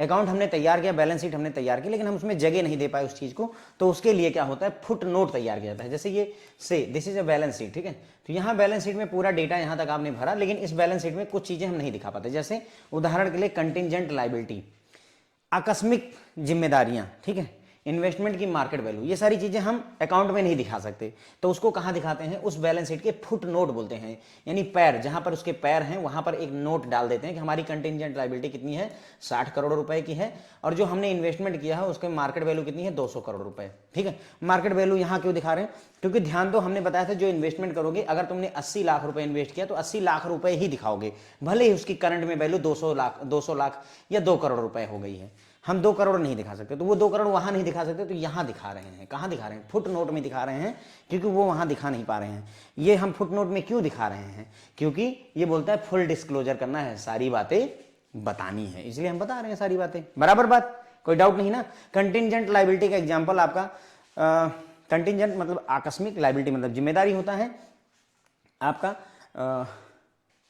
बैंक गारंटी, बैंक गारंटी इसका एग्जांपल होता है। बैंक गारंटी में क्या होता है, देखो बैंक ने गारंटी दे रखी, अगर ये नहीं पे कर पाएगा तो मैं पे करूंगा, तो बैंक क्या अभी पे करने जा रहा है, नहीं, बैंक तब पे करेगा जब वो नहीं पे कर पाएगा। क्या बैंक को पता है कि कब ये नहीं पे कर पाएगा, नहीं, अचानक से ऐसा पता चलेगा कि भैया बैंक गारंटी एग्जीक्यूट हो गई। बैंक गारंटी बन तो गई थी लेकिन वो एग्जीक्यूट नहीं हो पाई थी। कब तक नहीं हो पाई थी, जब तक वो आदमी ने मना नहीं कर दिया कि अब मैं नहीं दे पाऊंगा। जब जिसने गारंटी ले रख, मतलब जिसने गारंटी के बिहाफ पर कहा था कि हाँ भाई बैंक तुम गारंटी दे दो, हम पैसा चुकाएंगे, अगर वो दे देता तो बात ही खत्म थी, लेकिन वो दे नहीं पाया, इसलिए हमें सामने आना पड़ा, बैंक को सामने आना पड़ा।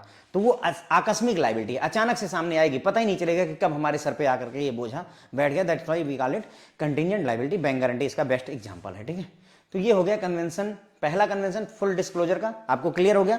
सारी बातें बतानी भाई, कुछ छिपाना नहीं है। जैसे मैं आपको पढ़ा रहा हूं तो मैं आपको हर चीज आपको क्लियर बताऊं कि सर क्या करना है, मैं कोई सीक्रेट नहीं रखूंगा। ये नहीं कि सर अभी ये मैं दे रहा हूं पीडीएफ के लिए 25 रुपए या 100 रुपए आपको लगेंगे, that is not good, right.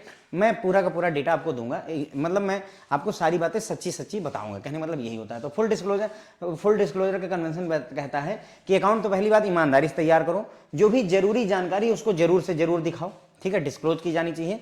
Record में कुछ भी छिपाने का प्रयास नहीं किया जाना चाहिए, कोई सीक्रेट रिजर्व नहीं बनाना चाहिए। सीक्रेटली कुछ कोई चीज, रिजर्व का मतलब क्या होता है, जैसे पानी का है ना, रिजर्व होते हैं, जो आपके बांध वगैरह होते हैं उन्हें डैम बोलते हैं ना, तो वो भी एक रिजर्व है, पानी के रिजर्व है। तो ये सीक्रेट रिजर्व है, छिपा हुआ रिजर्व। ऐसा कुछ ना बना लो कि मतलब जो कमाई हो रही है उसमें से 10 लाख रुपए कहीं और हर महीने पार्क कर रहे हो, तो वो सीक्रेट रिजर्व हो गया तुम्हारा। तो वो नहीं मेंटेन किया जाना चाहिए, ठीक है। इसीलिए बोलते हैं कि जब भी आप बैलेंस शीट वगैरह प्रिपेयर करते हैं, अकाउंट स्टेटमेंट बनाते हैं और उनमें कोई चीज़ जगह नहीं पाती है तो उसको कहाँ दिखाना है, उसको जो है फुट नोट में दिखाना है, क्योंकि हम कन्वेंशन ऑफ फुल डिस्क्लोजर को फॉलो कर रहे हैं। हम सारी बातें आपको बताना चाहते हैं, भले ही अकाउंट स्टेटमेंट में नहीं आए, बैलेंस शीट में नहीं आए, प्रॉफिट लॉस स्टेटमेंट में नहीं आए, लेकिन नीचे जरूर तुम पढ़ लो कि हमारी कंटिजेंट लायबिलिटी क्या है। और जो हमने इन्वेस्टमेंट किया था वो पहले किया था 80 लाख रुपए का। 80 लाख रुपए का इन्वेस्टमेंट हम कहाँ दिखाएंगे, बैलेंस शीट में दिखा देंगे, लेकिन उसकी मार्केट में करंट टाइम पे वैल्यू क्या है उसका डेटा हम फुट नोट में दिखा देते हैं कि हाँ भाई अब इस समय इसकी वैल्यू इतनी है। फिर आता है कन्वेंशन ऑफ मेटेरियलिटी। अभी हमने पिछले ही उसमें बात की थी कि जो भी मटेरियल जानकारी, मटेरियल मतलब जो जरूरी चीज है, तो कन्वेंशन ऑफ मटेरियलिटी, मटेरियल मतलब जो चीज इंपॉर्टेंट है, कन्वेंशन ऑफ मटेरियलिटी मतलब हर वो चीज जो इंपॉर्टेंट है उसको जरूर रिकॉर्ड किया जाना चाहिए। All material information must be recorded, material information जरूर रिकॉर्ड की जानी चाहिए। ये है इसका मतलब कन्वेंशन ऑफ मटेरियलिटी। जो भी मटेरियल इंफॉर्मेशन है, सवाल ये है कि मटेरियल इंफॉर्मेशन किसे कहेंगे, तो ये बोलता है मटेरियल इंफॉर्मेशन या material facts are important and relevant information that could influence the decision of user. ये इसकी परिभाषा निकल करके आती है कि मटेरियल फैक्ट उन इंपॉर्टेंट और रिलेवेंट जानकारियों को हम कहते हैं जो यूजर के डिसीजन को प्रभावित कर सकती हैं। यूजर हमारी कंपनी में इन्वेस्ट करे या ना करे, उस डिसीजन को प्रभावित करने के लिए जो फैक्ट, अगर कोई ऐसा फैक्ट है जो उसको प्रभावित कर सकता है, जैसे हमारा बिजनेस अगले 2 साल में बंद हो जाएगा, हम 2 साल बाद बंद कर देंगे, अगर हमने ये बात लिख दी, इसको हम ना लिखें तो ये एक मटेरियल फैक्ट था, क्योंकि अब ये डिसीजन प्रभावित करेगा। यूजर सोचेगा कि 2 साल में बंद हो रहा है, मुझे यहां से पैसे अपने निकाल करके भागने चाहिए, राइट। तो ऐसी कोई जानकारी जो प्रभावित कर सकती है यूजर के डिसीजन को, उसको जरूर से जरूर आपको नोट डाउन करना चाहिए, दिखाना चाहिए, अकाउंट में दिखाना चाहिए। What is material. अब मटेरियल क्या है, इंपॉर्टेंट क्या है, ये डिपेंड करता है कि जो आइटम है उसकी वैल्यू क्या है और जो बिजनेस में किस सर्कमस्टेंसेस में हम उस इंडिविजुअल आइटम की बात कर रहे हैं, ठीक है। The material, what is material depends upon the value of the item involve. जो भी आइटम इन्वॉल्व है उसकी वैल्यू कितनी, उसका दाम कितना है और किन परिस्थितियों में हम बिजनेस की, किन परिस्थितियों में उस इंडिविजुअल केस में हम उस आइटम को लें या ना लें। जैसे मान लो कि कोई बिजनेस है, ठीक है, अब उस बिजनेस में डेली का, मैं मान लेता हूं डेली का 10 करोड़ रुपए का टर्नओवर है, 10 करोड़ रुपए की सेल होती है रोज।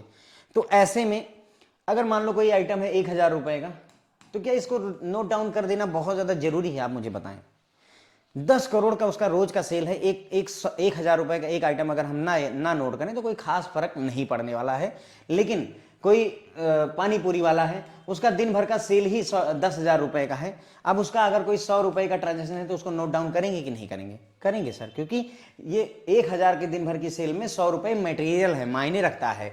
10 करोड़ की सेल में 1000 रुपए मायने नहीं रखता है। That is the concept of materiality. I believe एकदम क्लियर हो गया होगा, ठीक है। तो एग्जाम्पल के तौर पर, in accounting the amount spent on the stationery would be treated as expense for the period in which, ये भी एग्जाम्पल दे रहे हैं कि एक कंपनी उसने क्या किया, स्टेशनरी पर कुछ पैसे खर्चा किए हैं, ठीक है। Amount spent on the stationery would be treated as expense of the period in which the stationery was purchase. मतलब मान लो कि 2021-22 में हमने जो है 50,000 रुपए की स्टेशनरी खरीदी हुई है, फॉर एग्जाम्पल, ठीक है। बिजनेस बहुत बड़ा है हमारा, 10 करोड़ रुपए साल का टर्नओवर है, मैं मान लेता हूं।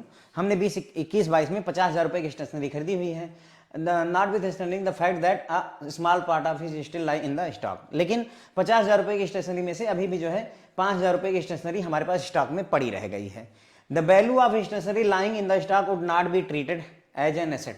अब क्या है कि ये जो आपका स्टॉक में जो स्टेशनरी पड़ी हुई, इसको हम एसेट नहीं मानेंगे, ठीक है, and carry forward as resource to the next period. और इसको हम आगे भी नहीं ले जाएंगे क्योंकि बहुत छोटा सा अमाउंट है, 5,000 रुपए बचे हुए हैं, हमारा 10 करोड़ का पूरे साल का इधर उधर का बिजनेस टर्नओवर है, तो हम इसको क्या मानेंगे, ना तो इसे एसेट मानेंगे और ना ही इसे कैरी फॉरवर्ड करेंगे, इसको इग्नोर मार देंगे, है ना। The accountant would regard the stock lying unused as immaterial, है ना, तो वो क्या मानेंगे, ये कोई मटेरियल चीज नहीं, इंपॉर्टेंट चीज नहीं है, इमटेरियल है, इग्नोर मार देते हैं। Hence the entire amount spent on the stationery would be taken as expense of the period which the such expenses was incurred. तो ऐसे में क्या होगा, जितना जो आपने 50,000 रुपए अगर खर्चा किया था, तो हम ये मान लेंगे कि 50,000 रुपए की पूरी 50,000 रुपए की स्टेशनरी हमने इसी साल खर्चा कर दी है। खर्चा हमने 45,000 रुपए की स्टेशनरी की है, लेकिन वो 5,000 रुपए हम इग्नोर मार देंगे, क्योंकि भाई अकाउंटेंट के हिसाब से इमटेरियल है, कोई बहुत बड़ा मुद्दा हमारे लिए नहीं है। आई बिलीव आपको समझ में आ गया होगा। पैसा is not recorded insignificant item separately, है ना, पैसा नहीं रिकॉर्ड किया जाता है क्योंकि बहुत इनसिग्निफिकेंट आइटम है। देखिए समझिए, जैसे 100 रुपये 12 पैसे, 15 रुपये 18 पैसे, 12 रुपये 16 पैसे, ठीक है। तो ये बोल रहे हैं कि पैसा वैसा मत नोट करो यार, छोड़ दो इसको, क्योंकि कोई मतलब नहीं, 18 पैसे के चक्कर मत पड़ो, दिन भर में 1 लाख ट्रांजेक्शन हो रही, कहाँ पैसे गिनते फिरोगे, ठीक है ना। तो ये एक इनसिग्निफिकेंट मांगा जाता है और पैसे को रिकॉर्ड नहीं किया जाता है सेपरेटली, ठीक है। तो ध्यान रखिएगा, ये ना कह दीजिएगा सर 1 लाख में 18 पैसे करेंगे 1 लाख ट्रांजेक्शन, बहुत ज़्यादा हो जाएगा। लेकिन मतलब मान लीजिए कि एक एग्जाम्पल के तौर पर आपको ये बताया गया है, ये नहीं कहा जा रहा है कि एग्जाम्पल एकदम से फिट हो जाएगा, लेकिन मतलब समझने के लिए जरूरी है, ठीक है। फिर उसके बाद में एप्लीकेशन देखें, accountant does not record insignificant item separately, है ना। अकाउंटेंट जो है इनसिग्निफिकेंट आइटम को सेपरेटली नहीं नोट डाउन करता है, उसको इग्नोर कर देता है। IND AS1 Indian accounting standard 1 जो है allows that an entity need not present separately items of dissimilar nature or function if they are immaterial, whether an item is material or not depends on the size of the business of the company or entity। वही accounting standard 1 बोलता है कि भाई उस चीज को मत note down करो जो इमैटेरियल है, जिसके कोई मतलब नहीं है। और कौन सी चीज मटेरियल है या नहीं है ये निर्भर करेगा बिजनेस के साइज पर, कंपनी का बिजनेस और एंटिटी का बिजनेस का साइज क्या है उस पर यह निर्भर करता है, ठीक है। क्लियर हो जाती बात। तो यहां पर हमने आपको पूरा कॉन्सेप्ट समझा दिया कन्वेंशन ऑफ मटेरियलिटी का, ठीक है। कन्वेंशन ऑफ मटेरियलिटी में हमने देखा कि केवल वही जो मटेरियल इन्फॉर्मेशन है उनको जरूर से जरूर रिकॉर्ड किया जाना चाहिए, जो इमटेरियल है उनको नहीं रिकॉर्ड करना चाहिए। मटेरियल इन्फॉर्मेशन है, मटेरियल फैक्ट कौन सा है ये डिसीजन लिया जाता है कैसे, कि अगर कोई इंपॉर्टेंट या रिलेवेंट इन्फॉर्मेशन जो किसी यूजर के डिसीजन को प्रभावित कर सकती है तो उस फैक्ट को हम मटेरियल फैक्ट बोलते हैं। जैसे इन्होंने बताया कि मान लो स्टेशनरी हमने खरीदी 50,000 रुपए की, उसमें से 5,000 रुपए की स्टेशनरी अभी बची रह गई, लेकिन वो स्टेशनरी को हम ना तो एसेट मानेंगे और ना ही आगे फॉरवर्ड करेंगे, हम ये मान लेंगे कि ये सारा खर्चा हम इसी फाइनेंशियल ईयर में कर चुके हैं, ठीक है। तो इंटायर अमाउंट जो आपका स्टेशनरी पे खर्चा उसे एक्सपेंस के तौर पर ले लेंगे। एक और एग्जांपल दिया कि पैसा जो है इनसिग्निफिकेंट होता है, इसको हम सेपरेटली रिकॉर्ड नहीं करते हैं इनसिग्निफिकेंट आइटम होने की वजह से। फिर हमने देखा कन्वेंशन ऑफ मटेरियलिटी में अकाउंटेंट जो है इनसिग्निफिकेंट आइटम को सेपरेटली नहीं रिकॉर्ड करता है। अकाउंटिंग स्टैंडर्ड 1 वही बात कहता है कि किसी भी आइटम को अगर वो इमटेरियल है तो उसको नोट डाउन नहीं करना चाहिए। इमटेरियल क्या है वो डिपेंड करेगा कि बिजनेस का साइज क्या है, 100 करोड़ का है, 10 करोड़ का है। अगर दिन भर में 10 रुपए कमा रहे हो तो भाई तुम्हारे लिए 1 रुपए भी बहुत बड़ा मायने रखता है, पैसा भी मायने रखेगा, उस केस में पैसा भी इंपॉर्टेंट है ना। लेकिन अगर दिन भर में 1 लाख 2 लाख 3 लाख कमा रहे हो तो फिर पैसा इग्नोर किया जा सकता है। कन्वेंशन ऑफ कंजर्वेटिज्म, ठीक है, कंजर्वेटिज्म, कंजर्वेटिव माइंड बोलते हैं ना, बहुत संकीर्ण मानसिकता है इनकी, बहुत कंजर्वेटिव थिंकिंग है। 10 रुपए इनके जेब से निकलत नहीं बोलते हैं कि इनके लगे चाहे जब जाओ मतलब हमारे लोकल की ये लैंग्वेज है। दे से कि that whenever you visit this person he will not spare a single rupee for you, मतलब ये नहीं कि मामा है, नाना है, चाचा है, 10 रुपए देने, नहीं देंगे क्यों? क्योंकि बहुत कंजर्वेटिव माइंड के आदमी हैं। तो व्हाइल अब यहाँ इसमें कंजर्वेटिज्म क्या है, यहाँ पर बिजनेस में कंजर्वेटिज्म का मतलब होता है कि लॉस जरूर नोट डाउन करो और प्रॉफिट इग्नोर मार दो, ये है कन्वेंशन ऑफ कंजर्वेटिज्म। सिंपल शब्दों में याद रखना कि लॉस भूल नहीं सकते और प्रॉफिट ले नहीं सकते, ठीक है, बस इतना ही होता है। तो while recording transactions all possible losses must be taken into consideration. All possible, ऐसे लॉस जिनके होने की संभावना है उनको जरूर कंसिडरेशन में लेना है, और जिन प्रॉफिटों की तुम्हें उम्मीद है उनको इग्नोर करना है। मैंने रिलायंस का शेयर लिया है 100 रुपए का और मुझे उम्मीद है कि 120 रुपए का हो जाएगा, ये 20 रुपए का फायदा मुझे देगा, लेकिन मैं ये ले नहीं सकता, मुझे लेना ही नहीं है भाई, प्रॉफिट इग्नोर मारूंगा, लेकिन लॉस को पक्का लिखूंगा। मैंने 56,000 रुपए का तोला सोना खरीदा था, ठीक है, और आज ये सोना जो है 50,000 रुपए का हो गया है या होने वाला है, घट रहा है, ठीक है। तो मुझे उम्मीद है कि इसमें मुझे लॉस हो जाएगा, तो उम्मीद है केवल, पक्का नहीं है, तो मैं पक्का तौर पे 6,000 रुपए का लॉस अपने अकाउंट में दिखा दूंगा, मुझे 6,000 का लॉस होने वाला है। That is the convention of conservatism. तो जो भी संभावित लॉस हैं, जो संभव है लॉस, उनको जरूर कंसिडर करिए, और जो संभव प्रॉफिट है उनको इग्नोर करिए। This is also called principle of prudence, ध्यान रखिएगा इस चीज को। कन्वेंशन ऑफ कंजर्वेटिज्म को प्रिंसिपल ऑफ प्रूडेंस के नाम से भी जाना जाता है। तो इन केस अगर पूछ ले प्रिंसिपल ऑफ प्रूडेंस क्या है, तो वही सारे के सारे लॉस, जो लॉस होने वाले लॉस हैं उनको नोट करना है और होने वाले प्रॉफिट को इग्नोर करना है, ठीक है। For example closing stock is valued as cost और market price whichever is lower. इसी सिद्धांत की वजह से, कंजर्वेटिज्म के हिसाब से ही जो तुम्हारे पास क्लोजिंग स्टॉक है, क्लोजिंग स्टॉक क्या है, मान लो तुमने 100 फ्रिज बनाए, ठीक है, पूरे फाइनेंशियल में 100 फ्रिज तुमने बना करके बेचे, ठीक है। अब जब साल बीता तो पता चला 20 फ्रिज हमारे पास रह गए, 80 बिक गए हैं। तो ये जो 20 फ्रिज हमारे पास बचे हुए हैं, इन फ्रिज को हम क्या करते हैं, मार्केट में क्या रेट चल रहा है, मान लेते हैं 20,000 रुपए, हमने बनाया कितने का था, मान लेते हैं 15,000 रुपए। तो इनमें जो कम दाम होगा उसी दाम पर डिनोट करेंगे, ठीक है, which ever is lower. Market में 20,000 चल रहा है तो नहीं लेंगे, कितने में, यानी कि हम कम से कम, कहने मतलब हम अभी 20,000 लिख दें तो हमें 5,000 रुपए पर इसमें प्रॉफिट हो जाएगा, लेकिन हम प्रॉफिट इग्नोर करेंगे, लॉस को नोट डाउन करेंगे। तो इसीलिए लोअर प्राइस पर क्लोजिंग स्टॉक को, जो 20 फ्रिज बच गए इसे क्लोजिंग स्टॉक कहते हैं, उसको मार्केट प्राइस या कॉस्ट प्राइस जो भी उसमें से लोअर होगा उसके हिसाब से लेते हैं। मैंने आपको पूरा समझा दिया, ठीक है। Creation of provision for doubtful debt, जो एनपीए हो जाता है आपका खाता, उसके लिए आप क्या करते हैं, प्रोविजन क्रिएट करते हैं, ठीक है। डाउटफुल डेट के लिए आप प्रोविजन क्रिएट करते हैं। इसका क्या मतलब है, जब अकाउंट एनपीए होता है, मैंने आपको बताया था कि 100 रुपए का लोन दिया हुआ है तो सरकार बोलती है आरबीआई कि 2 रुपए का प्रोविजन करो, फिर 20 रुपए का प्रोविजन करो, अब 50 रुपए कर दो, अब 100 रुपए का। जैसे जैसे समय बीतता जाएगा, एनपीए हुए 1 साल हो गया, 2 साल हो गया, 3 साल हो गया, 4 साल हो गए, 5 साल हो गए, जैसे जैसे समय बीतेगा वैसे वैसे आपका प्रोविजन का अमाउंट बढ़ता जाता है। क्यों, क्योंकि हम जितने भी संभावित लॉस हैं उन्हें जरूर नोट करेंगे। पॉसिबल लॉसेस आर कंसीडर्ड, ये है कन्वेंशन ऑफ कंजर्वेटिज्म। तो जो भी पॉसिबल लॉसेस हैं उनको जरूर से जरूर हमें ध्यान रखना है। और ये एनपीए अकाउंट अभी लॉस हुआ नहीं है, हो सकता है एनपीए अकाउंट में हम पैसा रिकवर कर लें, लेकिन हमें संभावना है कि हमारा पैसा डूब सकता है, इसलिए पॉसिबल लॉस के लिए हमने प्रोविजन क्रिएट कर लिया है, ठीक है। तो हमने लॉस को नोट करके रखा है। Creation of contingency reserve, contingency liability मैंने आपको बताया था, आकस्मिक लाइबिलिटी जो आपके सर पे आ जाती है उसे कंटिजेंसी लाइबिलिटी कहते हैं।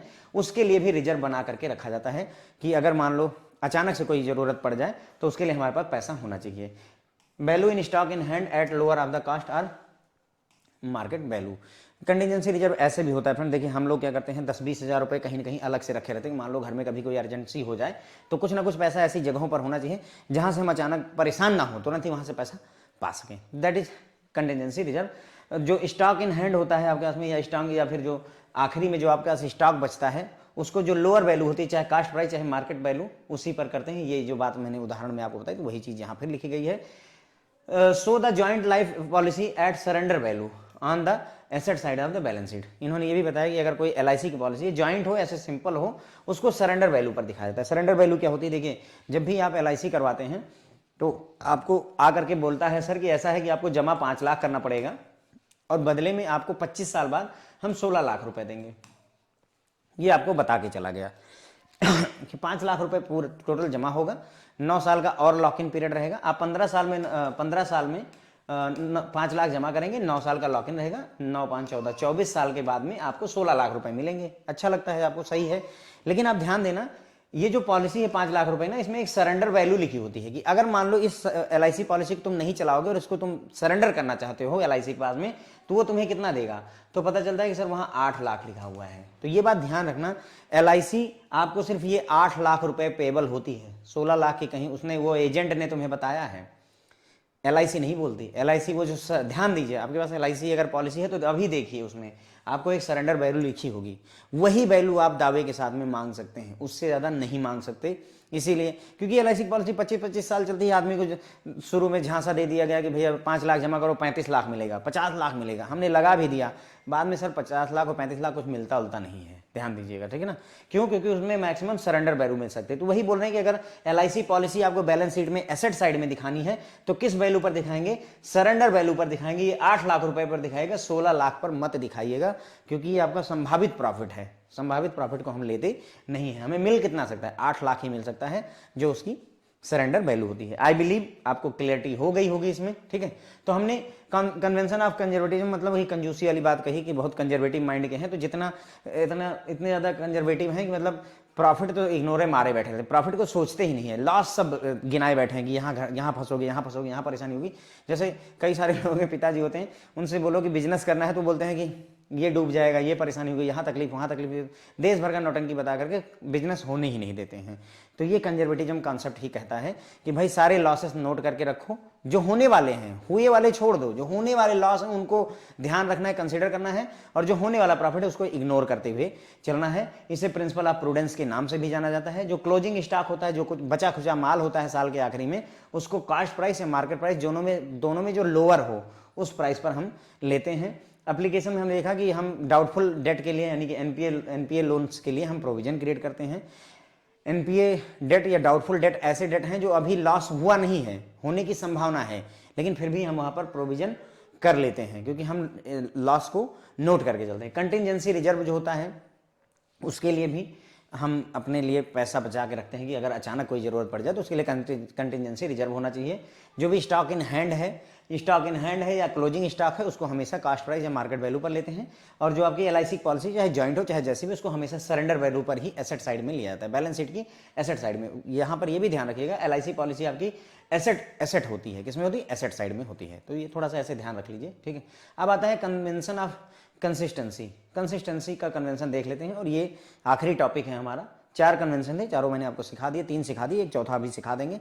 कन्वेंशन ऑफ कंसिस्टेंसी कहते हैं कंसिस्टेंसी बहुत जरूरी होती है। जब आप प्रिपरेशन कर रहे हैं जेआईबी की तो कंसिस्टेंट रहिए मतलब लगातार मेहनत करते रहिए, पढ़ते रहिए। इसका क्या मतलब है सर? मतलब 2 दिन पढ़ा, हफ्ते भर पार्टी की, फिर 15 दिन बाद मन बना तो फिर पढ़ लिया, फिर छोड़ दिया, तो आप कंसिस्टेंट नहीं हैं। ठीक इसी तरीके से कन्वेंशन ऑफ कंसिस्टेंसी भी यही बात कहता है कि भाई देखो आपको कंसिस्टेंट बना रहना पड़ेगा। मतलब कहने का ये है कि अगर कोई अकाउंटिंग का मेथड उठा लिया तो उसी अकाउंटिंग मेथड को आपको हमेशा चलाते रहना है जब तक कि कोई खास वजह ना हो उसे चेंज करने की। सरकार कह दे या कोई और वजह है, तो जो मेथड आपने अडॉप्ट कर लिया उसी मेथड को आपको लगातार चलते रहना होगा, कंसिस्टेंट बने रहना होगा। जैसे उदाहरण से देखते हैं पहले, if a company is using straight line depreciation method, अगर कोई कंपनी है उसने डेप्रिसिएशन को कैलकुलेट करने के लिए स्ट्रेट लाइन मेथड यूज कर लिया है डेप्रिसिएशन कैलकुलेट करने के लिए, then it should keep using it and should not use other method like diminishing balance method. तो अगर आपने स्ट्रेट लाइन मेथड डेप्रिसिएशन के लिए अगर जब आपकी कंपनी शुरू हुई, आपने डेप्रिसिएशन के लिए सोचा कि हम स्ट्रेट लाइन मेथड को यूज करेंगे, तो अब आपको उसी मेथड को अगले 100-200 वर्षों तक यूज करते रहना जब तक कि सरकार ना कह दे या कोई और वजह ना हो, आपके पास कोई ठोस वजह हो तो कर लीजिए, ऐसा मना ही नहीं है। लेकिन आपको ज्यादा से ज्यादा यही कोशिश करनी है कि आपको उसी मेथड को अडॉप्ट करके चलना है, कोई दूसरा मेथड आपको अडॉप्ट नहीं करना है। That is the convention of consistency, ठीक है। If a method is selected, यही बात यहां बताई जा रही है, if a method is selected for recording and reporting purposes it should be regularly followed in the future also. अगर आपने अकाउंट की रिकॉर्डिंग के लिए और रिपोर्टिंग के लिए कोई जो है मेथड सिलेक्ट कर लिया है, तो इसी मेथड को रेगुलरली फ्यूचर में भी आपको फॉलो करते रहना होगा, आप उस मेथड को छोड़ नहीं सकते हैं। अगर ऐसा करते हैं, whenever it is necessary to change, मान लो कभी ऐसा है कि चेंज करना है, तो इसका क्या प्रभाव पड़ेगा, impact of such change must be disclose separately. तो इसका क्या प्रभाव पड़ रहा है उसको आपको बताना पड़ेगा। चेंजेस होते हैं, ऐसी बात नहीं सरकार कह दे कि अब आगे से चल करके हम ये कॉन्सेप्ट यूज करेंगे, तो आपको करना पड़ेगा, लेकिन उसका प्रभाव क्या पड़ रहा है आपको इसको सेपरेटली दिखाना पड़ेगा। ऐसा क्यों कह रहा है? ऐसा इसलिए कह रहा है कि देखो हम बैलेंस शीट का कंपेयर करते हैं, 2021-22 में हमारा प्रॉफिट कितना था? 460 करोड़ का। 2022-23 में कितना रहा? 230 करोड़ का। अब भाई यहां तुमने जो है मेथड यूज किया स्ट्रेट लाइन वाला, और यहां पर तुमने जो है डिमिनिशिंग बैलेंस का यूज किया। दोनों के प्रभाव अलग हैं। ये हो सकता है 20,000 रुपए पर एसेट घटाए, ये हो सकता है 30,000 रुपए पर एसेट घटाता रहे हर साल, तो इसके प्रभाव अलग होंगे। तो हम ये कंपेयर अच्छे से नहीं कर सकते, हमें पता ही नहीं चल पाएगा। इसीलिए बोलते हैं कि अगर यहाँ डिप्रिसिएशन किया तो यहाँ पर भी ये स्ट्रेट लाइन मेथड यहाँ यूज किया तो इसमें भी यूज करो तो अच्छा रहेगा, यही इसका मेन रीजन है।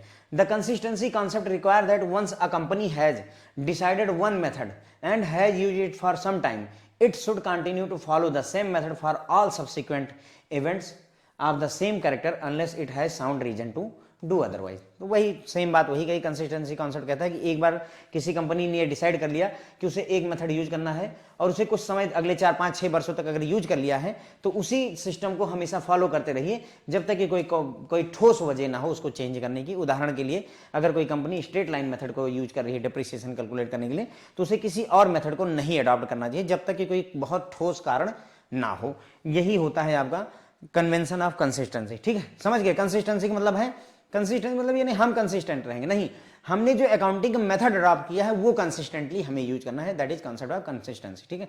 तो अगर एक मेथड को आपने सेलेक्ट कर लिया है अकाउंटिंग की रिपोर्टिंग और रिकॉर्डिंग के लिए, तो उसी को भविष्य में भी फॉलो करते रहना चाहिए। और अगर मान लो कभी चेंज करना पड़ जाए तो इस चेंज का क्या प्रभाव पड़ रहा है उसको अलग से बताना पड़ता है, हमें अपने इन्वेस्टर्स को बताना पड़ेगा कि इसका क्या प्रभाव पड़ रहा है। कंसिस्टेंसी कॉन्सेप्ट यही बताता है कि एक बार एक कंपनी ने किसी एक मेथड को यूज करना शुरू कर दिया तो उसको हमेशा यूज करते रहना चाहिए जब तक कि कोई खास वजह ना हो उसको चेंज करने की, ठीक है। उदाहरण के लिए मैंने आपको बता ही दिया कि कंपनी एक मेथड यूज कर रही है डिप्रिसिएशन को कैलकुलेट करने के लिए, तो उसे दूसरा मेथड नहीं अडॉप्ट करना चाहिए, ठीक है। बस यहीं पर फ्रेंड्स ये लेक्चर खत्म हो जाता है। थोड़ा ज़्यादा ही समय लग गया, मैंने अपनी तरफ से प्रयास किया है, लेकिन हाँ ये है कि जो भी फ्रेंड्स बीच में टर्म्स पड़े हैं, एनपीए क्या होता है, डेफर्ड पेमेंट क्या होती है, अकाउंटिंग पीरियड क्या होता है, मैंने हर बात पे थोड़ी थोड़ी बातें आपको की है, सिर्फ लाइन पढ़ करके आपको छोड़ा नहीं है।